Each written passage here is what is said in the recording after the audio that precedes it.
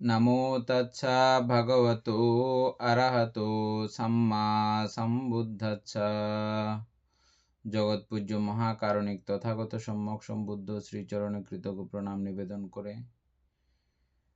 পূর্ণপারমিতে অংশগ্রহণকারী সকল উপাসক উপাসিকাগণের নিরোগ দীর্ঘায়ু সুখী জীবন তথা জ্ঞান বিমণ্ডিত জীবন কামনায় শুরু করতে চলেছি আজকে অভিধর্ম চর্চা ক্লাস।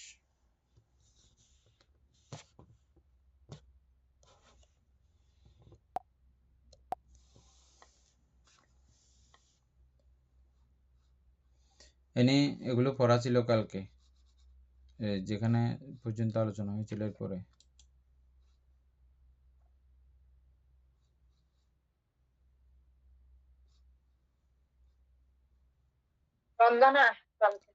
মঙ্গলক যেমন বায়ুধাতু বলা আছে, এখানে বায়ুধাতুকে আলাদা করে দেখানো সম্ভব না, তো সেই জন্য আমরা এই বাতাসটাই বায়ুধাতু এরকম করেও বলতে পারি না, কারণ ওই বাতাসও সৃষ্টি এই তেজ আপ এবং পঠবী বায়ুও আছে সেখানে, কিন্তু পাশাপাশি ওই তিন ধাতুও আছে। ঠিক একইভাবে এককভাবে এটা পঠবী এরকম করে দেখিয়ে দেওয়া বুঝিয়ে দেওয়া মতো কোনো শক্তি সামর্থ্য কোনো কিছু নাই। না থাকার কারণ হচ্ছে এগুলো অবিনিবার্য, এগুলো কখনো বিভাজন করা যায় না, আলাদা করে দেখানো যায় না, দেখানো সম্ভব না। তবে মৌলিক উপাদান কিন্তু এই চারটাই। পুরো বিশ্ব জরাজর সমস্ত কিছুর মধ্যেই আমরা যেটা দৃশ্যমান যা যা কিছু আছে জগতে, যা যা কিছু জগতে আছে নাম ছাড়া রূপ জগতে যা যা কিছু আছে সবগুলোর এই মূল উপাদান হচ্ছে এই চারটা। চারটার বাইরে জগতে আর কোনো কিছু নাই। কথাটা বলছি এই জন্যই যে মানে বাতাস দেখে আমাদের অনুমান এরকম বায়ুধাতু বোধ হয়, কিন্তু সেই জন্য বলে দিচ্ছি যে ওই বায়ুধাতুর মধ্যেও ও তিনটা উপাদান আরো সেখানে আছে। এনে যেখান থেকে আলোচনা হয়েছে এরপর থেকে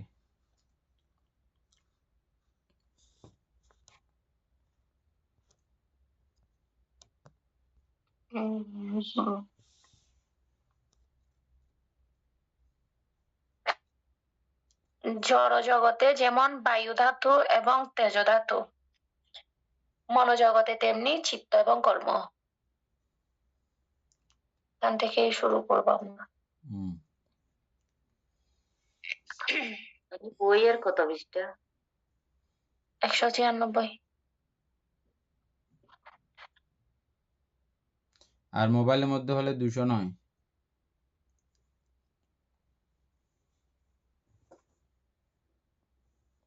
তারপরে জড়ের এই গুণ চতুষ্টয় পরস্পর আশ্রিত, সহজাত ও সম্বন্ধীভূত। বর্ণ গন্ধ রস উজের সহিত সংযুক্ত। এটা একটু বুঝিয়ে দেন। এই চারটা সহজাত, এটা কখনোই বিভাজন করা যায় না, কোনো প্রকারেও বিভাজন করাও সম্ভব না, কেউ চেষ্টা করলেও এটা পারবে না, কারণ এটা যতই ক্ষুদ্র থেকে ক্ষুদ্রতম অবস্থা হোক না কেন ওখানে চারটা থাকবেই। এই জন্য কখনো কোনো ধাতবকে আলাদা করে দেখানোও সম্ভব নয়।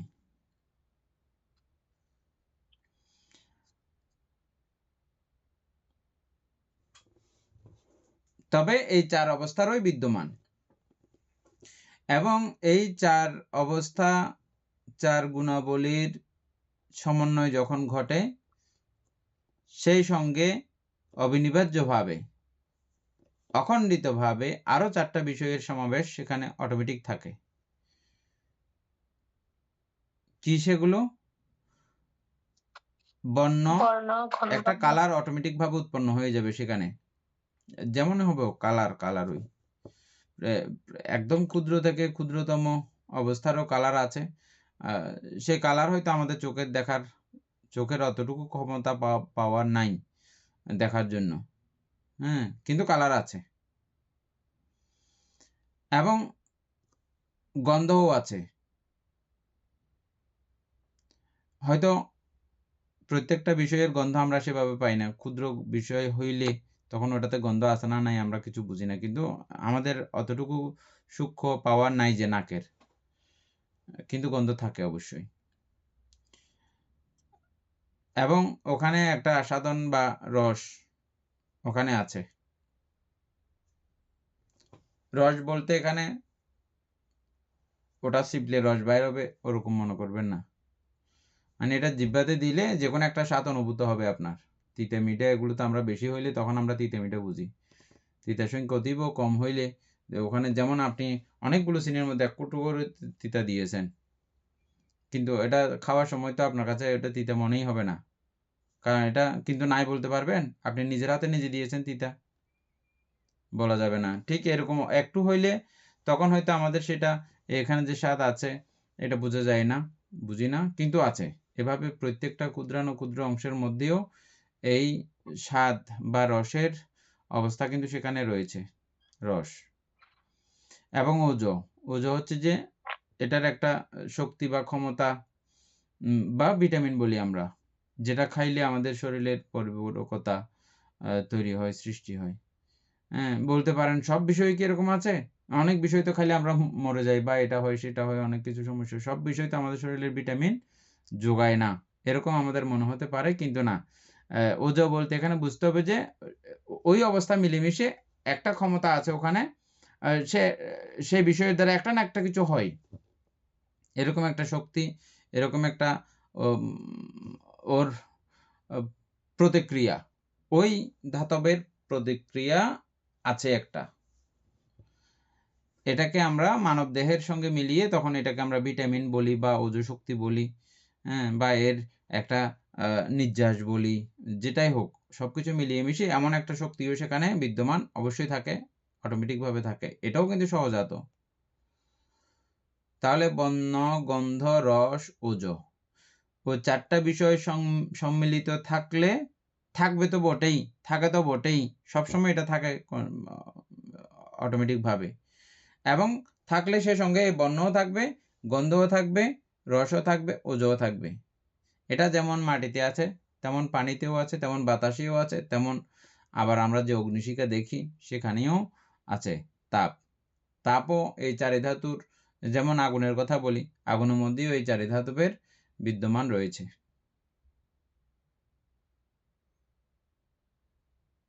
আমরা আগুনকে সরাসরি তেজ ধাতু বলতেছি না?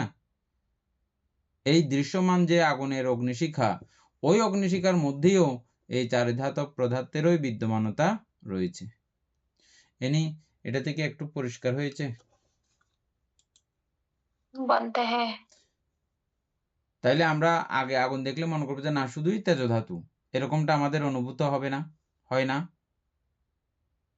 কিন্তু আমরা এখানকার কথা एमन অনুযায়ী, প্রমাণ অনুযায়ী দেখতেছি যে না, ওই আগুন একাকীভাবে থাকা সম্ভব না বা তেজ ধাতু একাকীভাবে থাকা সম্ভব না। তেজ ধাতু প্রতীয়মান হতে হইলে ও দৃশ্যমান হতে হইলে ও নিজেকে প্রকাশ করতে চাইলে ওই ৩ ছাড়া সে আলাদা করে নিজেকে প্রকাশ করতে কখনো পারবে না।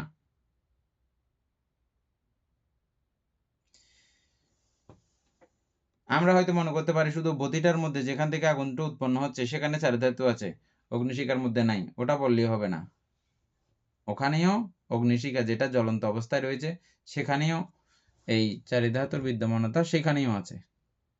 বাতাসে থাকতে পারলে আবার আগুনে থাকতে পারবে না কেন?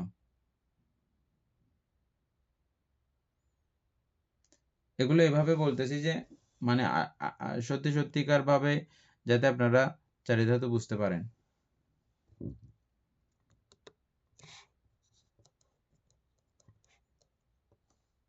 এদূর পর্যন্ত ক্লিয়ার হয়েছে না?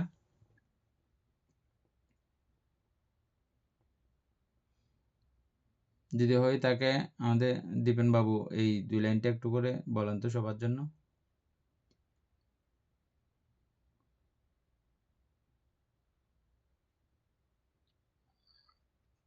বন্দনা মানতে মঙ্গল হোক।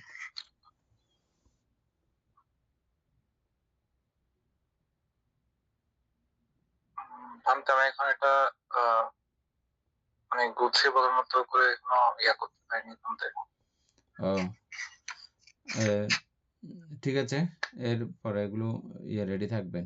চারিধাতু সম্পর্কে, চারিধাতুর প্রক্রিয়া সম্পর্কে 5 মিনিটের জন্য আপনি একটা কথা বানিয়ে রাখবেন কালকে। হ্যাঁ, এটা বলবেন।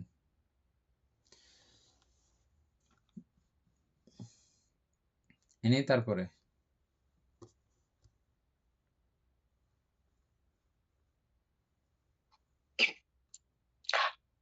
এই সংযোগের মাত্রাধিক্য অনুসারে জ্বরের বিভিন্ন অবস্থা, বিভিন্ন আকার। এই সংযোগ কোন সংযোগ? ওই চারিধাতুর ওই সংযোগ। চারটির হ্যাঁ, ওগুলো না, বর্ণ, গন্ধ, রস, ওজ, এগুলো চিন্তা করার দরকার নাই। হ্যাঁ, এগুলো না। পটবী ধাতু, পটবী ধাতু, আপধাতু, বায়ুধাতু, তেজধাতু, এগুলো কোনটা কত পরিমাণে দিলে কোন জিনিস হয়ে যাবে, মানে এটার পরিমাণ কোনটা কতটা দিলে কি হয়ে যাবে, এটা ওই মাত্রা আধিক্যের অনুসারেই এটা বিভিন্ন আকার প্রাপ্ত হয়। কোনোটা আগুনের মতো হয়ে যায়, কোনোটা বাতাসের মতো হয়ে যায়, কোনোটা মাটির মতো হয়ে যায়, কোনোটা পানির মতো হয়ে যায়, কোনোটা স্বর্ণের মতো হয়ে যায়, কোনোটা রূপার মতো হয়ে যায়, কোনোটা লোহার মতো হয়ে যায়, কোনোটা সূর্য যেভাবে আছে সেভাবে হয়ে যায়, কোনোটা ছাদ যেভাবে আছে সেভাবে হয়ে যায়, কোনোটা যেভাবে পৃথিবী আছে সেভাবে হয়ে যায়, কোনোটা প্লাস্টিকের মতো হয়ে যায়। যা কিছু আছে পুরো পৃথিবীতে সমস্ত বস্তু, এগুলো ওগুলোরই সৃষ্ট। তবে ওই মাত্রা, কোনটার মাত্রা কতটুকু, ওই মাত্রা অনুসারে বিভিন্ন আকার প্রাপ্ত হয়, বিভিন্ন ডিজাইন প্রাপ্ত হয়, বিভিন্ন কালার প্রাপ্ত হয়, বিভিন্ন গন্ধ প্রাপ্ত হয়, বিভিন্ন বর্ণ প্রাপ্ত হয়, বিভিন্ন রস প্রাপ্ত হয়, বিভিন্ন ওজ প্রাপ্ত হয়। সেই ওজ কোনোটা ওজ আমাদের শরীরের মধ্যে সহনশীল হয়, কোনোটা সহনশীল হয় না, কোনোটা লাগলেই আমরা মরে যাই। এমন কিছু জিনিস আছে একটু করে নাকে বাজাইলে মাত্র মরে যায়, এমন জিনিস আছে একটু করে এখানে রক্তের মধ্যে দিলে মাত্র মানুষ মরে যায়, ইঞ্জেকশন দিলে মরে যায় না, কতগুলো ইঞ্জেকশন আছে যে। এরকম অনেক কিছু আছে আমাদের শরীরের সমস্যা যেগুলো সহনশীল না। হ্যাঁ, এটা প্রত্যেকটা জিনিসই কিন্তু ওই চারিধাতুরই সৃষ্টি। তবে এখানে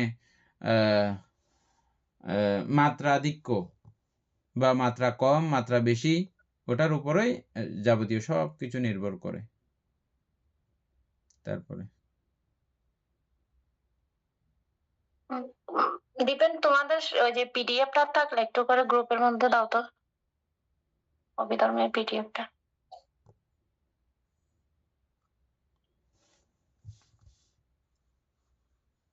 তারপর পৃথিবী ধাতুতে কঠিনতা, আপে সংশক্তি, তেজে তাপ এবং বায়ুতে বেগের আধিক্য বিদ্যমান। বানতে যেটা আপনি একটু আগে বলেছিলেন, এটা শুধু 4টে বিষয় নিয়ে এখানে দেখানো হয়েছে। আমি শুধু 4টা মধ্যেই সীমাবদ্ধ থাকার জন্য বলি না, আমি জাগতিক যত জিনিস আছে, যত জিনিস আমরা দেখি, হ্যাঁ, সমস্ত বিষয়ের মধ্যে এই মাত্রাধিক্যের ব্যাপারটাই বিদ্যমান। আর এখানে 4টা দিয়ে পুরো বিষয়টা বোঝানো হয়েছে। আপধাতু এই জিনিসকে আমরা বলি, যেমন পানিকে আমরা আপধাতু সরাসরি সিম্বল হিসেবে ব্যবহার করতেছি আমরা, এটা আপধাতু। হ্যাঁ, কিন্তু ওই আপধাতুর মধ্যে 4টা আছে, এটাও বেশি, কিন্তু এটাকে এরকম করে নাম দেওয়ার কারণ কি, বা পণ্ডিতরা এভাবেই বলতেছেন কারণ কি, ওটাতে সংশক্তির মাত্রা বেশি, বন্ধন ক্ষমতা বেশি, এজন্য ওটাকে আপধাতু হিসেবে সিম্বল হিসেবে ব্যবহার করা হয়। আর আগুনের মধ্যে ওই তাপের আধিক্যতা বেশি বিধায় এটা বলা হয়। আবার যেমন তাপ সম্পর্কে আপনারা যারা জানেন, এদিকে বরফ দিয়ে যেমন বেশি মাইনাস হলেও তখনও আপনার হাতটা রাখলে চলে যায় না।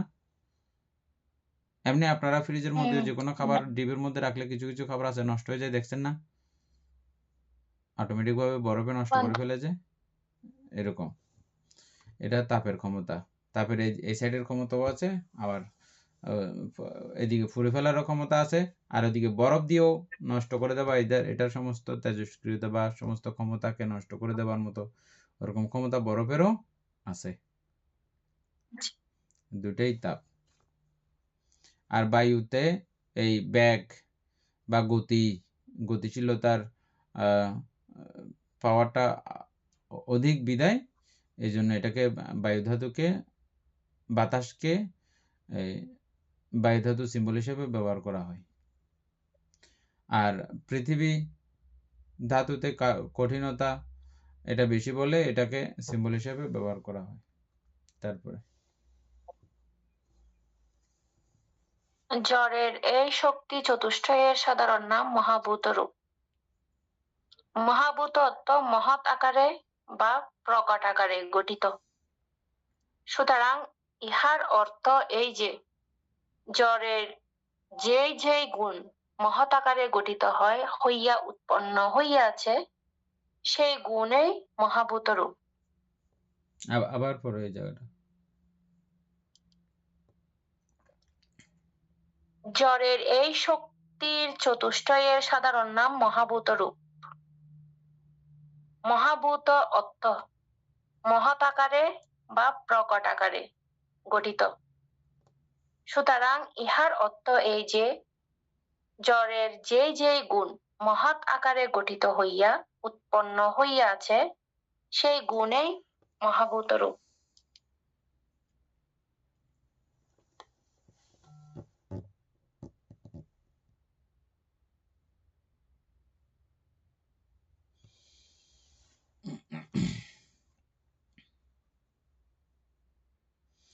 একটা কথা বলে রাখা ভালো,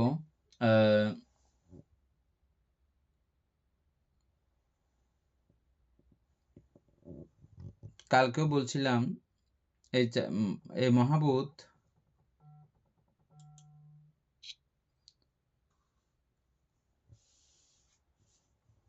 মহাভূতগুলো আমি বুঝলেও যে বোঝানোর ভাষা বা বোঝানোর মতো ওরকম কলা কৌশল দক্ষতা এটা আমার মধ্যে ওভাবে আছে বলে আমি মনে করি না, বা কাউকে বুঝাইতে পারছি এরকম আমার কখনো এখনো ধারণা হয় নাই। মানে এটা কাউকে বলে আমি বুঝাই ফেলতে পারছি এরকমও কখনো আমার ধারণা আজ পর্যন্ত হয় নাই। হ্যাঁ, তারপরও কথোপকথনের মাধ্যমে আমরা এটা চেষ্টা করব যে সবাই বুঝে নেওয়ার জন্য। আবার আরেকটা বিষয় হচ্ছে যে বইয়ে যেভাবে লেখা আছে ওইভাবেও যে আপনারা এটা বুঝে যাবেন এটাও ঠিক এভাবে বলা যাচ্ছে না। হ্যাঁ, আচ্ছা, এই লাইনের মধ্যে আছে যে জড়ের এই শক্তি চতুষ্টয়ের সাধারণ নাম হচ্ছে যে মানে এদেরকে সাধারণভাবে মহাভূত বলে আখ্যায়িত করা হয়। এর নাম আর কি, এটা একটা মহাভূত রূপ।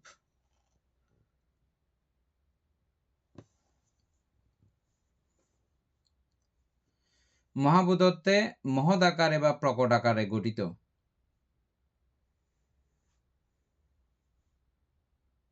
কি প্রকট আকারে গঠিত?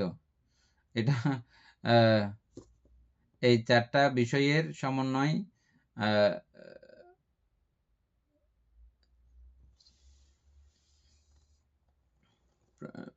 ঠিক এটা ম্যাচিং হচ্ছে না লাইনটা।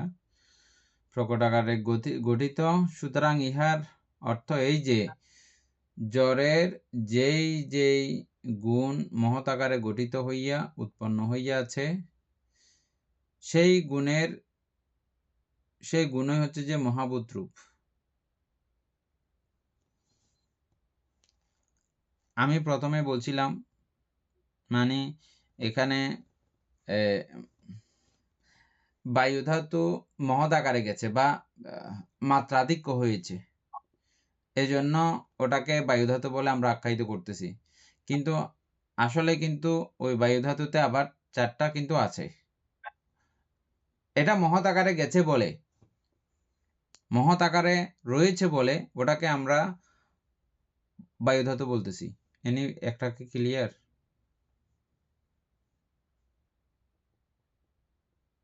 বান্দে একটাকে কেমনে আমরা সেটা ইয়া করব? একটা বলে একটা চারোটাকে বুঝছো কিনা? মিলিয়ে তো একটা মানে একটা বুঝলে চারটাই সমান তো একই কথা। একটা বুঝছো কিনা বলো? আমরা হ্যাঁ, এটাকে একটা বায়ু ধাতু বুঝছি। বলতেছি না? বানতে এই বায়ু ধাতুর মধ্যে বায়ুটা মহৎ আকারে আছে। তেজ ধাতুর মধ্যে তেজ ধাতুটা মহৎ আকারে আছে। পটবী ধাতুর হ্যাঁ মধ্যে পটবী ধাতুটা মহৎ আকারে আছে।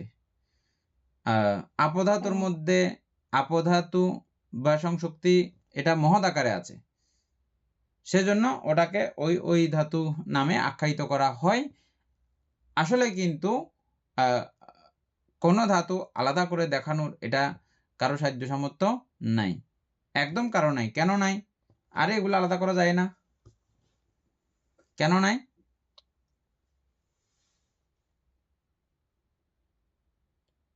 কারণ একটা ছাড়া আর একটার কোনো ধরনের কোনো আলাদা করা অস্তিত্বই নেই। যায় না, এবং যে কোনো একটার অভাবে আরগুলো সব নাই। নেই। একটা অভাব হইলে আর কোনো কিছুই নাই।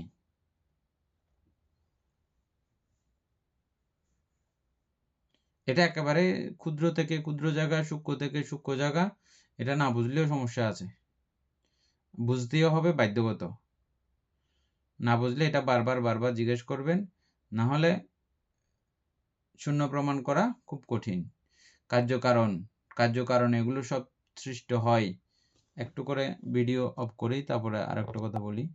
এটা খুব করে বুঝতে হবে। যাই হোক, আবার ভিডিও চালু করছি।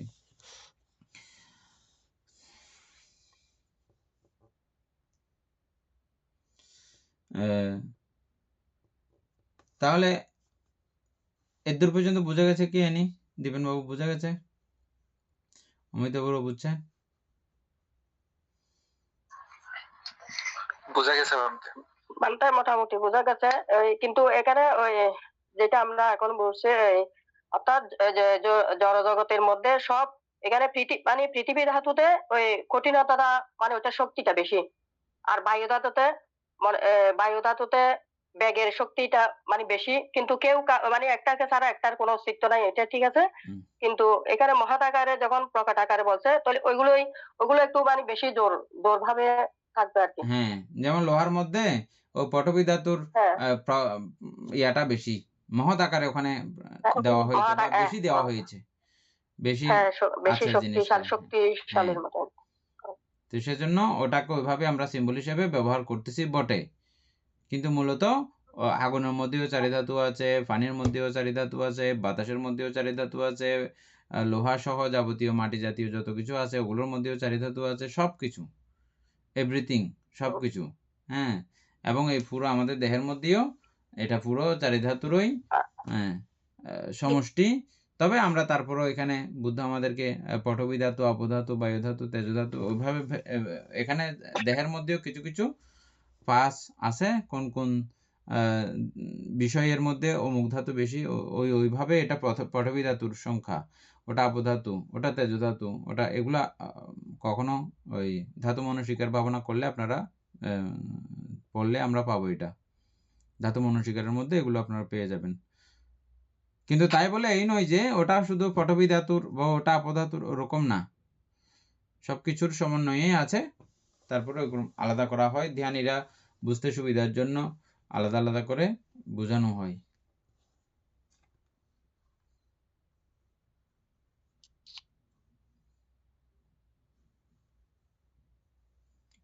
জ্বরের না, জ্বরের হ্যাঁ বানতে জ্বরের মৌলিক গুণ চতুষ্টয় হইতে বাকি। জ্বরের মৌলিক গুণ চতুষ্টয় হইতে বাকি 24 প্রকার রূপ উৎপন্ন হয়, এবং সেই উৎপন্ন রূপ প্রত্যেকটিতে এই 4 গুণ প্রকটভাবে বিদ্যমান আছে। ভূতরূপ ব্যতীত এই 24 প্রকার রূপের সাধারণ নাম উপাদান রূপ বা উৎপন্ন রূপ। এটাতে আপনাদের একদম পরিষ্কার হয়ে যাওয়ার কথা। আমরা এখন ওগুলো আবৃত্তি করলে 28 প্রকার রূপগুলো আবৃত্তি করলে 4 প্রকার বাদ দিয়ে আর 24 প্রকারগুলো আবৃত্তি করলে ওগুলো আবৃত্তির সঙ্গে সঙ্গে আমরা বুঝে যাব ওই সমস্ত বিষয়ের মধ্যে এই বিষয়গুলো কিন্তু আছে। কোনটা কোনটা? এই 4 মহাভূত আছে। হ্যাঁ, 4 মহাভূত আছে, এটা মানে বাধ্যগত, ওগুলোর কারণেই উৎপন্ন। সেখানে আরো কথা আছে, আমরা আরো কিছু বুঝবো আরো সামনে গেলে, যখন আমরা 24টা যখন আলাদা করে পড়বো তখন। 4টা হচ্ছে যে মহাভূত রূপ, আর বাকি 24টা হচ্ছে যে ভূত উৎপন্ন রূপ, মহাভূত উৎপন্ন রূপ। মহাভূত থেকেই সৃষ্টি বাকি 24টা। টোটাল রূপ আছে কয়টা? 28টা।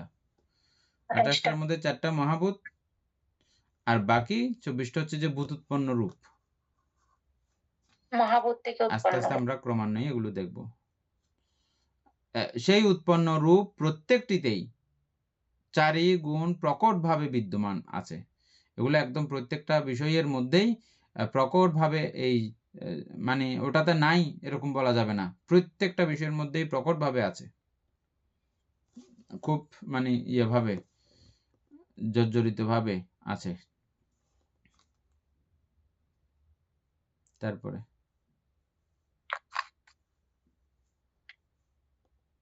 2 নাম্বার হচ্ছে প্রসাদ রূপ। প্রসাদত্ব স্বচ্ছতা। এই স্বচ্ছতা গুণ বিশিষ্ট জড় পদার্থগুলি প্রসাদ রূপ। স্বচ্ছ দর্পণের যেমন পদার্থের প্রতিবিম্ব পড়ে, তেমনি এই প্রসাদ রূপের অন্তর্গত।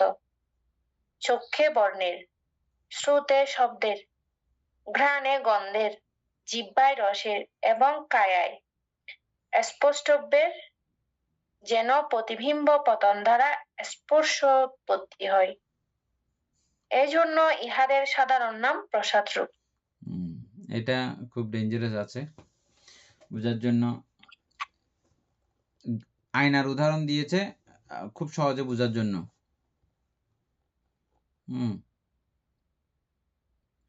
যেমন আয়নার মধ্যে, আয়না তো আমরা দেখতেছি না, আয়নার মধ্যে ওখানে আমার কোনো কিছু আছে, ওই 4 মহাভূত, আমার পক্ষ থেকে কোনো 4 মহাভূত কোনো কিছু গেছে ওখানে? আয়নার মধ্যে অবশ্যই গেছে বানতে। না, কোথায় গেছে? আমি, এটা তো আয়না একটা, ওটা প্রতিফলন এভাবে দেখা হয়, দেখা যায়। এটা আমার কাজ, আমার ছবি আছিল বলেই ওখানে গেছে, ঠিক আছে? কিন্তু আসলে ওখানে ইয়া করলে আপনি যতই খুঁটাখুঁটি করেন আয়নার মধ্যে গিয়ে, আপনার কোনো কিছু ওখানে পাবেন না। তন্ন বিতন্ন করে ফেলেন, আপনি ওখানে কোনো কিছু আর পাবেন না। আপনার দেহ আপনার এখানেই রয়ে গেছে, এখান থেকে 4 মহাভূত ওখানে কোনো কিছুই যায় নাই আয়নার মধ্যে, কিন্তু দেখা যায়। ঠিক ওই রকম, একই রকম, এটা জাস্ট একটা উদাহরণ। একই রকমে আমাদের এরকম প্রসাদ রূপ আছে, যেগুলো প্রসাদ রূপ নামে আমরা চিনব। সেই প্রসাদ রূপও ওই আয়নার মতো স্বচ্ছ, স্বচ্ছতা গুণ বিশিষ্ট। ওখানে ওই 4 মহাভূত নাই বটে, 4 মহাভূত নাই, এটা স্বচ্ছ। যেমন ওই গ্লাসের মধ্যে যেমন 4 মহাভূত, এখানে আমাদের কোনো এমনি গ্লাস তো 4 মহাভূতের, ঠিক আছে? আবার ওটা উল্টাপাল্টা বুঝবেন না, গ্লাস তো 4 মহাভূতের তৈরি, কিন্তু আমার পক্ষ থেকে যেটা দেখা যাচ্ছে, আমার ছবি বরাবর আমি দেখতেছি ওখানে, হ্যাঁ, ওখানে কিন্তু কি নাই, আমার কোনো 4 মহাভূত সেখানে নাই, কিন্তু দেখতে মনে হচ্ছে যে না না, এখানে পুরো আমাকে দেখা যাচ্ছে, আমার ছবি দেখা যাচ্ছে, এরকম মনে হয় না? ঠিক একইভাবে আমাদের শরীরের সমস্ত কার্যক্রম এবং আমাদের কর্মজ কারণ, প্রকৃতিগত সব কিছু মিলেমিশে একটা একাকার অবস্থা হয়ে আমাদের চক্ষু উৎপন্ন হওয়ার মতো ওইরকম শক্তি যদি আমাদের থাকে, তাহলে এই চক্ষু প্রসাদ নামক একটা অবস্থা তৈরি হয়, যেটার মাধ্যমে যেটার সকাশে আসলে, কোনো রূপ আসলে তখন এটা আমরা দেখতে পাই।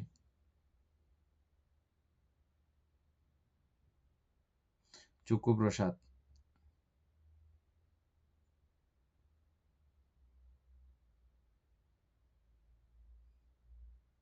আমরা যেটা এই চোখ বলতেছি, এইটা ঠিক না, চক্ষু প্রসাদ বিষয়টা সম্পূর্ণ আলাদা।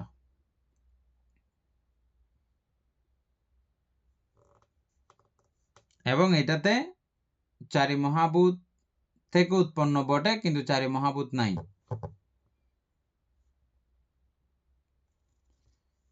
সরাসরি এটা আগে বুঝা হয়েছিল তোমার।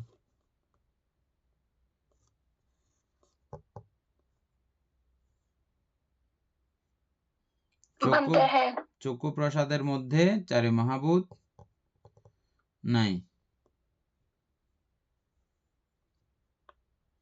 ঠিক উদাহরণস্বরূপ ওই দর্পণের সঙ্গে উদাহরণ দেওয়া হয়েছে। স্বচ্ছ দর্পণে যেমন পদার্থের প্রতিবিম্ব পড়ে, ঠিক তেমনি এই প্রসাদ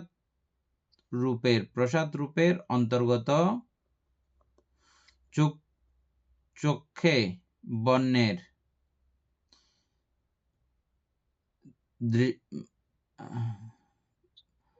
বান্তে চোখের মধ্যে কি চারিভূত, মানে এটা তো বুঝলাম না। চারি মহাভূত তো বান্তে আছে, তবে সেটার এমন একটা বিশেষ গুণ আছে যেটা মানে প্রসাদ রূপ হিসেবে আমরা যে একটা স্বচ্ছতা, এবং ওইটার কারণে আরেকটা আমরা বলি, মানে রূপটা দেখতে পাই। আমরা যেটা দেখতেছি চোখ, হুম। আমরা একে অপরের চোখ দেখতেছি, নিজের চোখও নিজে আমরা এখন গ্লাসের মধ্যে দেখতেছি, ওইটা চোখ না, এটা চোখ অদৃশ্য, এগুলো দেখা যায় না। যেই বিষয়টাকে এখানে প্রসাদ রূপ বলা হয় ওটা দেখার মতো না, দেখতেছি যেটা এটা চোখের মাংস। সবকিছু মিলেমিশে, এখানকার নানা যন্ত্রপাতি মিলেমিশে এমন একটা অবস্থা তৈরি হয় যেটার মাধ্যমে আমরা দেখতে পাই, যেটা উৎপন্ন হয় সবকিছু মিলেমিশে ওই জায়গাটার মধ্যে কিন্তু আবার চারি মহাভূত নাই বলেই বলা হচ্ছে। ওইটা কি উপাদান রূপ আছে, যে ভূত উৎপন্ন রূপ আছে, আছে যে ভূত উৎপন্ন রূপ বলা হয়েছে বটে, ওখানে 24 প্রকার সবগুলোকেই ভূত উৎপন্ন বলা হয়েছে, ভূত উৎপন্ন এবং ভূত উৎপন্ন বলেছে। আবার সেই সঙ্গে ওখানে ওই লেখাটাও আছে, কোন লেখাটা, এই 24 প্রকার প্রত্যেকটার মধ্যে প্রকট আকারে এই চারে মহাভূত আছে সেটাও বলা হয়েছে। কিন্তু এটাও মাথায় রাখতে হবে যে প্রসাদ রূপের মধ্যে সরাসরি চারে মহাভূত নাই।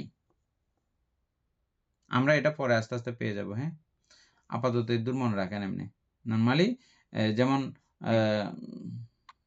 এখানে আমাদের কানের যে সেন্সর, কানের সেন্সর এটা তো আছে, ঠিক আছে, কিন্তু ওই সেন্সরে শুধু শুনতে পারে এমন কিন্তু না। সেন্সরে সবকিছু মিলেমিশিয়ে ওখানে এমন একটা প্রক্রিয়া তৈরি হয় যে প্রক্রিয়ার মাধ্যমে আমাদের শ্রবণ শক্তি তৈরি হয়। হ্যাঁ, এটা কোনো একটা নির্দিষ্ট জায়গাকে বলা যাবে না, এই জায়গাটা শুনতেছে, শব্দগুলো শোনে, ওরকম করে বলা যাবে না। সবকিছু মিলেমিশে এমন একটা অবস্থা তৈরি হয় ওখানে, যেটার মাধ্যমে আমরা শব্দ শুনতে পাই। এটা আমাদের সঙ্গে সরাসরি অ্যাড করা আছে, মানে সরাসরি শরীরের সঙ্গে অ্যাড করা আছে এরকম বলা যাবে না। এটা শরীরের থেকে বাইরে, বাইরে ঠিক এমনও বলা যাবে না, আবার ভিতরে ঠিক এমনও বলা যাবে না। এই 5টা এরকম আছে। 5টা আমাদের কয়টা প্রসাদ রূপ কয়টা আছে? 5টা। সেগুলো কি কি? চক্ষু আছে, তারপরে হ্যাঁ, চক্ষু, শ্রোত, ঘ্রাণ, জিহ্বা এবং ত্বক। স্পর্শ, ত্বক আর কি, ত্বক ইন্দ্রিয় স্পর্শ। ভান্তে, হ্যাঁ, এই ক্ষেত্রে চক্ষু বললে সমস্যা হচ্ছে আর কি, এখানে লিখছে বর্ণ, শব্দ, গন্ধ, রস, স্পর্শ, এগুলো হচ্ছে যে প্রসাদ। হ্যাঁ, এগুলো প্রসাদ রূপ।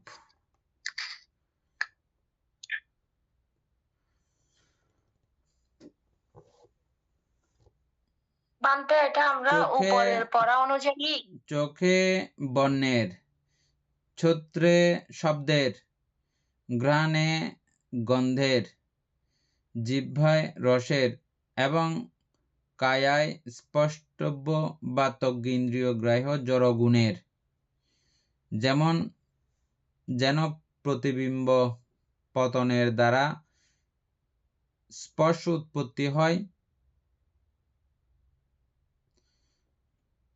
উৎপত্তি হয়, এজন্য ইহাদের সাধারণ নাম প্রসাদ রূপ। দেবেন বাবু কি বলতে চাইছিলেন? কি বলতে চাইছিল যে বান্তে আমি বলতে চাচ্ছি যে অর্থাৎ উপরের যেটা আমরা পড়েছিলাম জ্বরের যে কথাটা বলেছে, ওইটা হচ্ছে 4টা গুণ নিয়ে। 4টা গুণ কি? এই যে মাটি, পানি, আগুন আর হচ্ছে যে বাতাস। এই 4টা গুণে যখন মানে জড় পদার্থের উপর যখন পড়বে, তখন সে অনুযায়ী তার মধ্যে ওই যে 4টা এই যে বর্ণ, গন্ধ, রস, ওজ, অর্থাৎ বর্ণ, গন্ধ, রস আর হচ্ছে শক্তি, মানে এগুলো আস্তে আস্তে উৎপন্ন হয়। সেই অনুযায়ী আস্তে আস্তে ওইটার মধ্যে ইয়ার মধ্যে মানে ওইটা কোন কোন ইয়ার মধ্যে এই মাটির গুণ বেশি, আবার কোনটাতে বাতাসের, কোনটাতে আগুনের, এভাবেই কিন্তু মানে যে কোনো কিছুর একটা উৎপন্ন হয়। কিন্তু ওই যে প্রথম কিন্তু সৃষ্টি হচ্ছে যে চারি মহাভূত, এরপরে এগুলার থেকে কিন্তু বাকিগুলা যে প্রসাদ রূপ বলেন, এই যে মানে সবকিছুই কিন্তু সৃষ্টি হচ্ছে যে মেন হচ্ছে যে চারি মহাভূত, ওইটাই। অবশ্যই ভূত উৎপন্ন, এটা প্রসাদ রূপও তো হ্যাঁ, ভূত উৎপন্ন, ভূত ভূত উৎপন্ন। উৎপন্ন। তবে ঘটনা হচ্ছে যে আবার এখানের কথা ওখানের কথা পুরো মিলবে না, এগুলো মানে উভয় কটিক জাতীয়, মানে খুব সূক্ষ্মভাবে বুঝতে হবে জিনিসটা। প্রসাদ রূপের মধ্যে প্রসাদ রূপ এমন একটা বিষয়, প্রসাদ রূপকে ঠিকঠাক চেনার জন্য বলা হচ্ছে যে প্রসাদ রূপের মধ্যে সরাসরি চারি মহাভূত কিন্তু আবার নাই বলা হচ্ছে, নাই।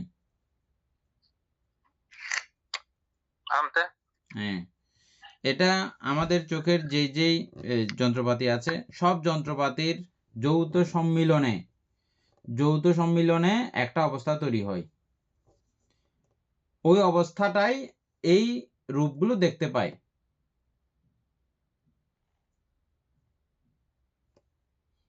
বলেন দীপেন বাবু। ভান্তের রূপটার সৃষ্টি কোত্থেকে? এই যে বর্ণগন্ধ রস উজের, এই চারটার সৃষ্টি কিন্তু আমরা মহাভূত থেকে পেয়েছি। হ্যাঁ, রূপের সৃষ্টি তো চারি মহাভূত ওইগুলা থেকে। থেকে প্রসাদ রূপের উৎপত্তি। হ্যাঁ, ওগুলো রূপের সৃষ্টি তো চারি মহাভূত থেকেই সৃষ্ট, ঠিক আছে। সৃষ্ট। কিন্তু এই প্রসাদ রূপ আমার দেহগত, আমার কর্মগত, হ্যাঁ, চিত্তগত সবকিছু মিলেমিশে যা যা কিছু এখানে প্রয়োজন হয়েছে আমাদের দেহ গঠিত হওয়ার জন্য, ঠিক চোখ গঠিত হওয়ার জন্য আমাদের ওই রকম সব বিষয়ের প্রয়োজন হয়েছে। সব বিষয়ে ঠিকঠাক মতো থাকলে এমন একটা শক্তি সব যন্ত্রপাতিগুলোর মাধ্যমে তৈরি হয়, হ্যাঁ, ফ্যাস লাগতেছে যে আমরা এটাকে সরাসরি চোখ বলি, আমরা এটাকেই এই জায়গাটাকেই পুরো এটাকে চোখ বলি। এখানে বুঝতে হবে যে চক্ষু প্রসাদ আলাদা একটা বিষয়। বান্তে এখানে কি সরাসরি কি এই কারণে কি বলতে পারতেছে না যে কি কারণে যে চিত্ত এবং চৈতসিক যুক্ত আছে, মানে আমাদের যে কর্মটা, হুম, ওই কারণেই কি সরাসরি কি মানে জড়িত নয় এই যে চারি মহাভূত থেকে প্রসাদ রূপের যে উৎপত্তি, সে মানে প্রসাদ রূপের মধ্যে নাই যে চারি মহাভূত, কি এই কারণে কি সেটা বলা হচ্ছে?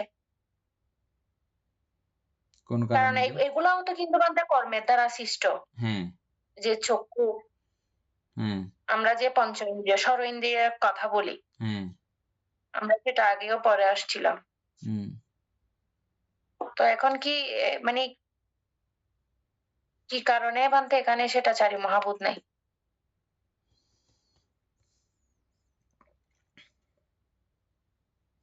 আমি কি একটা উদাহরণ দিয়েছিলাম গতবার ক্লাসের মধ্যে, কিছু একটা বিষয়,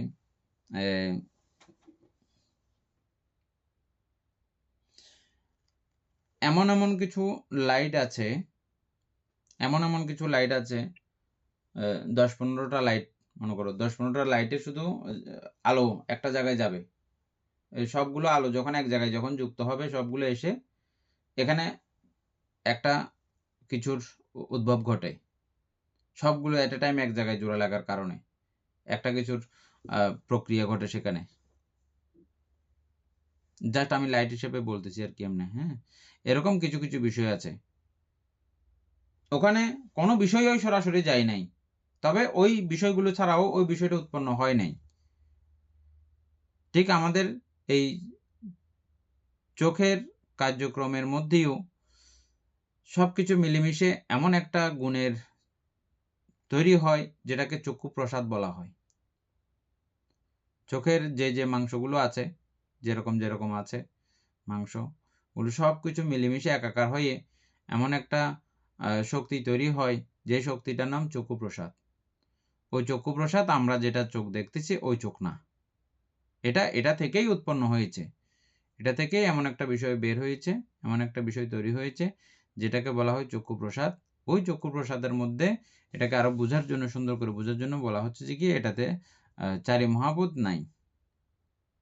আমরা পরে পড়লে পেয়ে যাব, আমি এটা আগে আলোচনা করে ফেলতেছি আর কি, হ্যাঁ, বোঝার জন্য। এখান থেকে একটু করে আলোচনা করে গেলে ওখানে গেলে আপনাদের আরো বুঝতে সোজা হবে। যেমন দর্পণের কথা উদাহরণ দেওয়া হয়েছে, দর্পণের মধ্যে আমি নাই, আমার কোনো বিষয় নাই। হ্যাঁ, ওটা স্বচ্ছ পুরা। স্বচ্ছ বলতে দর্পণ কি আর স্বচ্ছ নাকি? দর্পণ তো দর্পণের মতো করেই চারি মহাভূত আছে ওখানে। স্বচ্ছ বলতে আমার কোনো কিছু ওখানে গেছে না, কিন্তু আমার প্রতিফলন পুরো ওখানে আছে আয়নাতে।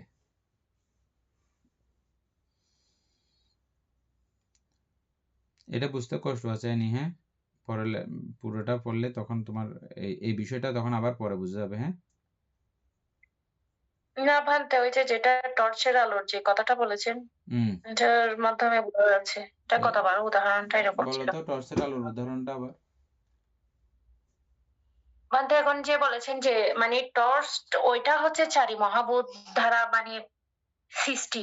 ওইখানে কিন্তু চারি মহাভূত আছে, কিন্তু ওই টর্চটা তৈরিতে, কিন্তু ওই টর্চের যখন আলোটা, ওই আলোটা যখন, কিন্তু ওইটা কিন্তু আবার চারি মহাভূত না। ওইটা ওই মানে সবকিছুর সংমিশ্রণে যে টর্চটা তৈরি হওয়ার পরে যে আলোটা হয়েছে, ওই আলোটা কিন্তু ওটা হচ্ছে ভূত উৎপন্ন রূপ, হ্যাঁ, চারি মহাভূত না। এটা খুব সুন্দর ছিল উদাহরণটা।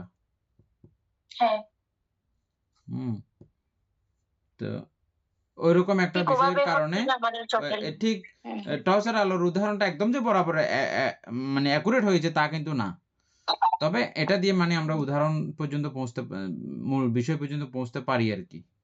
হ্যাঁ, সবকিছু মিলেমিশে এমন একটা অবস্থা তৈরি হয় যে অবস্থাটার কারণে আমরা রূপ দেখতে পাই। এখানে কোনো কিছু বর্ণ আসলেই আমরা দেখতে পাই। এখানে বর্ণ পড়লেই আমরা দেখতে পাই। যেমন আয়নার মধ্যে যেমন কোনো রূপ আসলেই ও প্রতিফলন দেখায়। ওর কাছে যেটাই আসবে সেটাই সে দেখায়। ঠিক এরকম। ওরকম একটা স্বচ্ছ অবস্থা তৈরি হয় যেটার মাধ্যমে বর্ণ দেখা যায়। এটা দেখার কাজে সম্পাদিত করে। যেটা টর্চের মধ্যে যেটা আমরা, সেখানে কিন্তু শুধুমাত্র চারি মহাভূতে কিন্তু আছে। আর যদি আমরা আমাদের দেহের কথা বা আমাদের শরীরের কথা বলি, এখানে চারি মহাভূত আছে, সাথে কিন্তু আমাদের এই যে কর্ম, ওইটাও কিন্তু আছে। আচ্ছা, অবশ্যই আছে, সবকিছু আছে। আমি কিছুক্ষণ আগে আগুনের কথা বলছিলাম। আমি কিছুক্ষণ আগে আগুনের কথা বলছি না? আগুনের মধ্যে কিন্তু চারি মহাভূত আছে, ঠিক আছে? কিন্তু টর্চের যে আলো যায়, ওই আলোর মধ্যে কিন্তু আবার চারি মহাভূত, এটা আপনি দেখবেন না। নাই, ওখানে চারি মহাভূত নাই। বুঝা গেছে এখন? কর্মবীজও এটা থাকতে হবে। আমরা যেটা ওই আমের একটা আটির উদাহরণ, যে না, ওগুলো তো মানে গাছের সবগুলো ওই যে লাগবে। যা যা কিছু চক্ষু উৎপন্ন হওয়ার জন্য যা যা কিছু প্রয়োজন, ওগুলো তো আছেই। ওগুলোর হিসাব আলাদা। এখানে আমরা শুধু বোঝাতে, প্রমাণ করতে চাচ্ছি যে চারি মহাভূত নাই। ওদিকে বলতেছে যে এগুলো সবগুলো ভূত উৎপন্ন এবং প্রত্যেকটার মধ্যে প্রকট আকারে আছে। আবার স্বচ্ছ বুঝাইতে গিয়ে বা প্রসাদ রূপ বুঝাইতে গিয়ে আমি আবার বলতেছি যে ওই জায়গার মধ্যে কিন্তু আবার কি নাই, এই চারি মহাভূত নাই। আরো পাবো আমরা এরকম কথাগুলো, আরো যাই। তারপরে চোখ বুঝলে নাসিকাও সেম, শ্রোতাও সেম, ত্বক ইন্দ্রিয় সেম। এই পাঁচটা সবগুলো একই রকম। একটা বুঝলে সবগুলো একই রকম।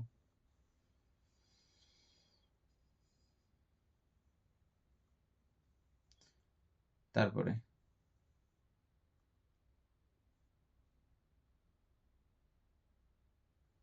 এই প্রসাদ রূপকে বাস্তু রূপও বলা হয়। এই হৃদয় বাস্তুর সহিত বাস্তুরূপ ৬টি।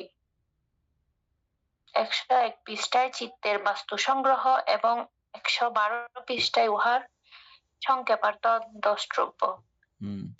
আবার এই প্রসাদ রূপকে কিন্তু আবার বাস্তুও বলা হয়। বাস্তু মানে বাসস্থান। কিসের বাসস্থান? এই চোখের বাসস্থান হচ্ছে যে চক্ষু প্রসাদ। চক্ষু প্রসাদের বাসস্থান হচ্ছে এই চক্ষু। হ্যাঁ, ওইভাবে এটা বাস্তুরূপও বলা হয়। এই ৬টা তো, এই ৫টা তো আছেই, সে সঙ্গে আরো একটা স্পেশাল যুক্ত হয় বাস্তুর মধ্যে, হৃদয় বাস্তু।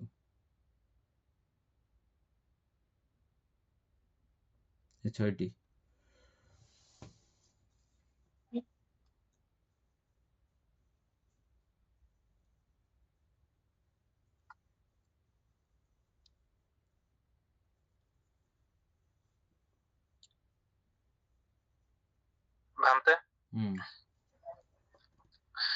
এখানে এই যে পঞ্চপ্রসাদ রূপ যেটা বলতেছি, সেখানে মূলত রূপ বলতে এখানে আলম্বনকে তো বোঝাচ্ছে, তাই না? ও, আপনার এটা তো ক্লিয়ার করা হয়নি। রূপ বলতে আলম্বন বলেন, এটা আরো না বললে আপনার ইয়ে হবে না, পরিষ্কার হবে না। তারপরে শব্দ ও আলম্বন, হ্যাঁ, গন্ধ ও আলম্বন, আর রস ও আলম্বন, স্পর্শ ও আলম্বন, এবং ধর্ম ও আলম্বন, যেটা ওই হৃদয় বাস্তুর সঙ্গে কানেক্টেড হয়, এবং হৃদয় বাস্তু এগুলো আলম্বন, এবং চক্ষু ও আলম্বন, এবং এই পঞ্চপ্রসাদ যেগুলো বলতেছি এগুলো আলম্বন। আলম্বন হয় না জগতে এমন কিছু নাই। আর জগতের বাইরেও নির্বাণ, হ্যাঁ, নির্বাণ জগতের বাইরেও বলা যায় না, আবার ভিতরেও বলা যায় না। নির্বাণ তো সর্ব জায়গাতে আছে নির্বাণ, হ্যাঁ, ওই নির্বাণও কিন্তু আলম্বন। জগতে যাহা কিছু আছে এক কথায় সব কিছুই কিন্তু আলম্বন। তারপরে বলেন। হ্যাঁ, এই ক্ষেত্রে ভাবতে হৃদয় বাস্তু যেটা, সেটা হচ্ছে গিয়ে ধর্ম আলম্বন। বাকি আলম্বন গুলো তো বোঝা যাচ্ছে যে সেগুলো কোনো না কোনো একটা জড় পদার্থ থেকে উৎপন্ন হচ্ছে। কিন্তু হৃদয় বাস্তু যেটা ধর্ম, সেটা সেটা কিভাবে জড় পদার্থ থেকে উৎপন্ন হচ্ছে, এটা মানে বোঝার চেষ্টা করতেছি এখান থেকে। হৃদয় বাস্তু হচ্ছে যে ধর্ম আলম্বন, না? হ্যাঁ বান্তে। ধর্ম আলম্বন বলতে আপনি কি বুঝেন? ওই 52 প্রকার চৈতসিক এগুলো বান্তে। হ্যাঁ, ধর্ম আলম্বন গ্রহণ করবে যে হৃদয় বাস্তু তো আমাদের চারি মহাভূত থেকেই তৈরি সৃষ্টি। না, এই ক্ষেত্রে ভান্তে ধর্মাবলম্বনটা তো প্রতিফলিত হচ্ছে হৃদয় বাস্তুতে। তো সেক্ষেত্রে সে ধর্মাবলম্বনটা কি জড় পদার্থ থেকে উৎপন্ন হচ্ছে এই ক্ষেত্রে? ধর্মালম্বন না, ধর্মালম্বন জড় পদার্থ থেকে উৎপত্তি হচ্ছে না। এটা হচ্ছে যে নাম জগতের বিষয়, নাম থেকে এগুলো সৃষ্টি। কিন্তু নাম থেকে সৃষ্টি হইলেও ওই নামের সঙ্গে এই হৃদয় বাস্তু, যেটা হৃদয় বাস্তু, এটা আমাদের শরীরকে কেন্দ্র করে এটা উৎপত্তি এবং সৃষ্টি হয়েছে এবং পরবর্তীতে এটাই এই বিষয়গুলো সে অনুধাবন করতে পারে। অনুধাবন করার মতো ক্ষমতা তার উৎপন্ন হয়। কার? হৃদয় বাস্তুর। কিভাবে উৎপন্ন হয়? ঠিক যেভাবে এই চারি মহাভূত, এটা বুঝলে ওটা একদম ইজি লাগবে আপনার। এটা যদি হতে পারে ওটা হবে না কেন? হতে পারে না কেন? খুব সুন্দর করে এটা বুঝলে আমাদের নাম জগতের কার্যক্রম, কার্যক্ষমতা এগুলো একদম বুঝতে সোজা, বুঝছেন? আমি মনে করছি এমনি আপনারা বুঝবেন। একটু মনোযোগ দিলে চারি মহাভূত বুঝে যাবেন। আর চারি মহাভূত বুঝলে পুরো জগৎ সৃষ্টির রহস্য আপনাদের একদম হাতের মুঠোয়। বিজ্ঞান নিয়ে টানাটানি ছোলাছুলি করতে হবে না, কিচ্ছু করতে হবে না, একদম পরিষ্কার বুঝে যাবেন। শুধু একটু গভীর মনোসংযোগের দরকার। এবং তখন এটাও মনে হবে যে এগুলো জড় বিষয়, যদি এইভাবে সংযোজিত হয় এত কিছু তৈরি হয়ে যেতে পারে।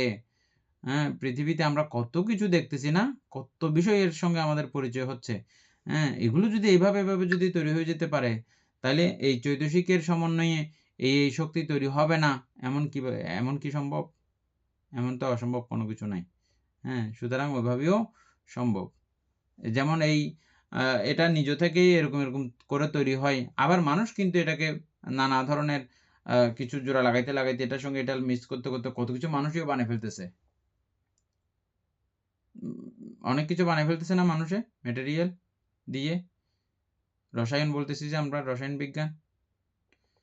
হ্যাঁ, তারপরে ঠিক এই নাম জগতেরও এই 52 প্রকার চৈতসিকের কোনোটা বেশি কোনোটা কম, এটা সেটা এগুলো যুক্ত হইতে হইতে এখানেও এরকম নানা ধরনের কাণ্ডকীর্তির তৈরি হয়। ওদিকে সব নাম জগতের কার্যকলাপ, এদিকে সব রূপ জগতের কার্যকলাপ। এটা দিয়েই আমাদের পুরো জাগতিকতা এবং এই জাগতিকতার একদম নির্যাস বুঝে গেলে, মূল সৃষ্টি অবস্থাগুলো বুঝে গেলে, তাহলে নামরূপ সম্পর্কে প্রকৃষ্ট একটা ধারণা উৎপন্ন হয়। আর এই প্রকৃষ্ট ধারণা উৎপন্ন হয়ে গেলে কেউ কিছু বললে রাগ করে ফেলা, কেউ কিছু বললে আনন্দিত হয়ে যাবা, কেউ কিছু বললে দুঃখিত হয়ে যাবা, ওইটা হইলে সমস্যা পড়ে যাবা, ওইটা হইলে এমন হয়ে যাবা, এই জাতীয় সমস্ত বিষয়ের সঙ্গে সম্পূর্ণ ডিটাচ, সম্পূর্ণ বিভক্ত হয়ে যায়। কোনো কিছুতেই আমার কিছু যায় আসে না। ঠিক অরহতরা এরকম একটা চেতনা শক্তি তাদের উৎপন্ন হয় যে তারা সবকিছু থেকে বিচ্ছিন্ন হয়ে পড়ে, যার প্রেক্ষিতে কোনো হাসি কান্না সুখ দুঃখ এটা সেটা কোনো কিছুর সঙ্গে তাদের কোনো কিছু যায় আসে না, কিছুতেই কিছু যায় আসে না। ঠিক এমন একটা অবস্থা তৈরি করতে পারলে মানুষকে বলা হয় তিনি মুক্ত প্রমুক্ত এবং সংসার ত্যাগী বিরাগী এবং অরহত, শত্রুমুক্ত, ক্লেশ মুক্ত, নিবারণ মুক্ত, যত ঝামেলার যত কিছু আছে সব কিছু থেকে মুক্ত, নিজে থেকেও মুক্ত, অপর থেকেও মুক্ত, সর্বকিছু থেকেই মুক্ত। এটাকে বলা হয় নির্বাণ। সদ্ধর্ম প্রাণ প্রিয় উপাসক উপাসিকা বৃন্দ, এতক্ষণ যাবৎ আমরা অভিধর্ম চর্চা করেছি। এতে আমাদের অপ্রমেয় পুণ্য সাধিত হয়েছে। এগুলো প্রত্যক্ষ পুণ্য, দৃষ্ট পুণ্য বা দেখতেছি সরাসরি। পুণ্য করার সময় পুণ্য দেখে দেখে পুণ্য করা অসাধারণ। এটা অভিধর্মের মধ্যে এটা সম্ভব, আপনারা যেটা এতক্ষণ যাবৎ করলেন। এই পুণ্যরাশি আমরা অনন্ত চক্রবাসী সত্যগণকে দান করছি, গুরুভান্তি দিওকে দান করছি, মাতা পিতাগণকে দান করছি এবং এই পুণ্যের কাছে আমরা প্রত্যেকে প্রার্থনা করব নির্বাণ লাভ অবধি। অসৎ ব্যক্তি মূর্খ ব্যক্তি পাপমিত্রের সংসর্গ লাভ না করে সদা সর্বদা জ্ঞানদর্শী কল্যাণ মৃত্যু সান্নিধ্যে সংসর্গ লাভ করতে সক্ষম হই, এইরূপ সাধু কামনা পোষণ করে আজকের মতো ক্লাস এখানেই সমাপ্ত করছি। সাধু সাধু।